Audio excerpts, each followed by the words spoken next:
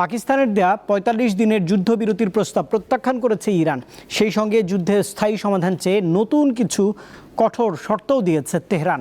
এদিকে ইরানের বিপ্লবী গার্ড বাহিনীর গোয়েন্দা প্রধান মজিদ খাদিমিকে হত্যা করেছে যুক্তরাষ্ট্র ও ইসরায়েল। ইরানের বিরুদ্ধে যুদ্ধ চালিয়ে যাচ্ছে যুক্তরাষ্ট্র ও ইসরায়েল। সেই যুদ্ধের প্রভাবে পড়ছে গোটা মধ্যপ্রাচ্য। সোমবার ইরানের গুরুত্বপূর্ণ সাউথ পার্স পেট্রো কেমিক্যাল স্থাপনায় হামলা চালায় ইসরায়েল। দেশটির প্রতিরক্ষা মন্ত্রীর দাবি, এটি ইরানের প্রায় ৫০% পেট্রোকেমিক্যাল উৎপাদন করে। ইরানের বিপ্লবী গার্ড বাহিনী IRGCর গোয়েন্দা প্রধান মাজিদ খাদেমিকে হত্যা করা হয়েছে। এছাড়া ইরানের রাজধানী তেহরানে একটি বিশ্ববিদ্যালয়ে হামলা চালানো হয়েছে।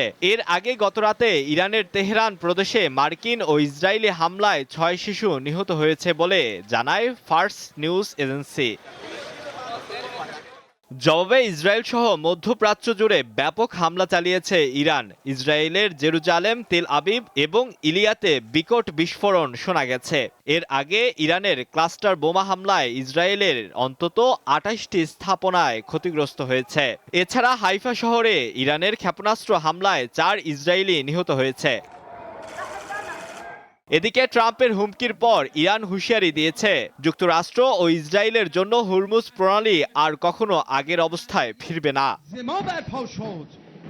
এদিকে রোববার রাতভর ৪৫ দিনের একটি অস্থায়ী যুদ্ধবিরতি নিয়ে পাকিস্তানের সেনাপ্রধান দুই পক্ষের সাথে আলোচনা করেছেন। তবে ইরান সেই প্রস্তাব প্রত্যাখ্যান করেছে।